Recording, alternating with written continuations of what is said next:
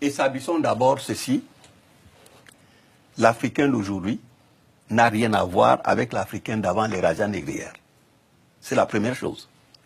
C'est-à-dire que lorsqu'on voit aujourd'hui certains régisseurs qui collaborent avec l'Occident contre leur peuple, dites-vous bien que ces Africains n'ont rien à voir avec les Africains d'avant les razzias négrières de l'Atlantique.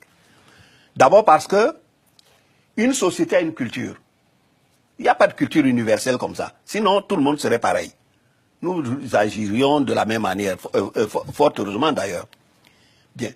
Lorsque vous regardez comment les sociétés fonctionnent, elles ne peuvent fonctionner que par rapport à leur philosophie de base. Nous avons 3 grandes sociétés noires dans le monde. Du monde avant les razzias négrières. Il y a l'Afrique, il y a l'Égypte pharaonique, il y a l'Inde. Parce que ce qu'on ne sait pas, c'est que les habitants de l'Inde actuelle, ce ne sont pas les vrais habitants de l'Inde. Les vrais habitants de l'Inde, ils sont dans une petite île, ils sont à peu près 8500. Parce que les Ariens les ont poussés dans cette île-là. C'est eux qu'on appelle les Dravidiens. C'est les vrais habitants de l'Inde. Et c'est eux qui ont laissé comme héritage la non-violence en Inde. Pourquoi? Parce que Bouddha, dont le vrai nom s'appelle Sakyamuni, était un prêtre égyptien, nègre, qui est allé construire cette dynastie. C'est pour cela que dans beaucoup de statuettes de Bouddha, vous voyez souvent des ronds sur les cheveux. C'est des cheveux crépus. Bien. Vous avez l'Égypte pharaonique. On peut aller demander à Vas, maintenant, n'a jamais pratiqué l'esclavage, contrairement à ce que les films américains ont voulu démontrer depuis, parce qu'il faut savoir que on voyait des Juifs qui étaient en train de construire des pyramides, alors que quand les Juifs sont arrivés en Égypte, on ne construisait plus de pyramides. La société africaine, celle qui est là, ne pouvait pas connaître, et il n'y a même pas de mot générique pour désigner un esclave. Et pourquoi ces sociétés fonctionnent de cette façon? D'abord parce que dans toutes ces sociétés, le roi était d'abord un prêtre. Et le pouvoir temporel, le pouvoir spirituel étaient réunis dans la même personne. Lorsqu'ils prenaient le pouvoir, ils étaient nus et ils portaient une peau de panthère. Vous pouvez voir, quand le pharaon prend le pouvoir, le roi d'Afrique prend le pouvoir, nous n'avons plus les images de l'Inde.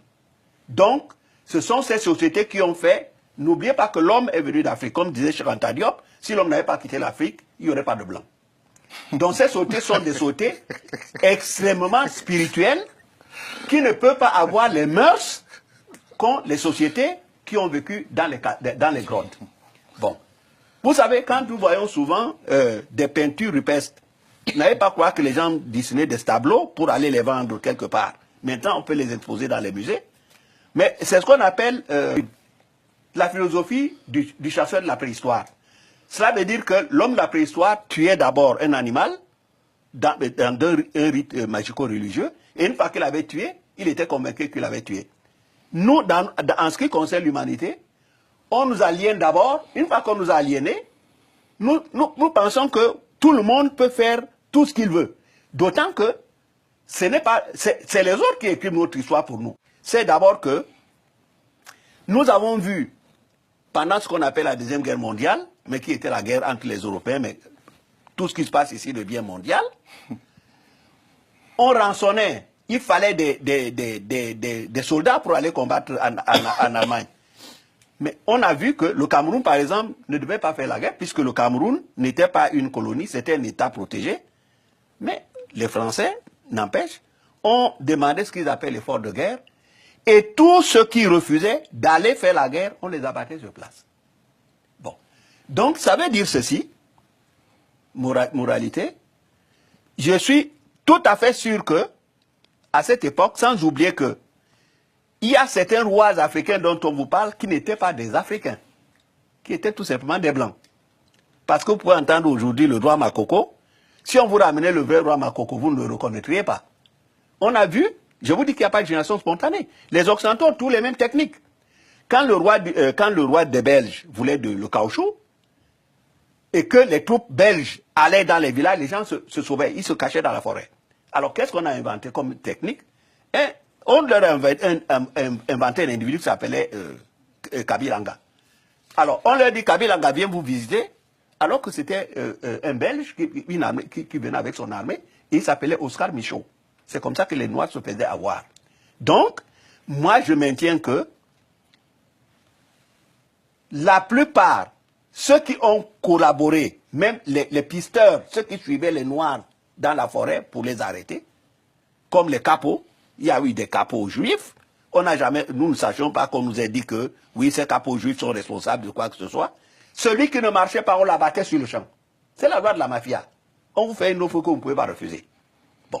Donc, il faut toujours avoir présent à l'esprit que les Africains que nous avons aujourd'hui en Afrique n'ont rien à voir avec les Africains. D'ailleurs, lisez Ibn Battuta, voyage au Soudan. Ibn Battuta arrive en Afrique au XIVe siècle. Il écrit, il avait voyagé dans le monde entier, c'était un arabe espagnol. Il dit qu'il n'avait jamais vu un continent où les gens avaient autant refusé l'injustice. Les rois africains, d'ailleurs, les Africains ont lancé le premier manifeste des droits de l'homme, le serment du Mandé, au XIVe siècle. Kourofane Fouga. Oui, voilà. Au XIVe siècle, les Soundiata Keita et les Soumaoro Kanté. Donc, l'erreur que nous commettons souvent, et on veut nous la faire soumettre, c'est de faire croire que, oui, en fait, finalement, tout le monde est pareil, et tous les hommes sont pareils, mais c'est-à-dire que les Occidentaux ont ceci de particulier que ce qui est bien, c'est eux qui sont les seuls à le posséder. Ce qui est mauvais est réparti dans l'humanité et pire chez les autres.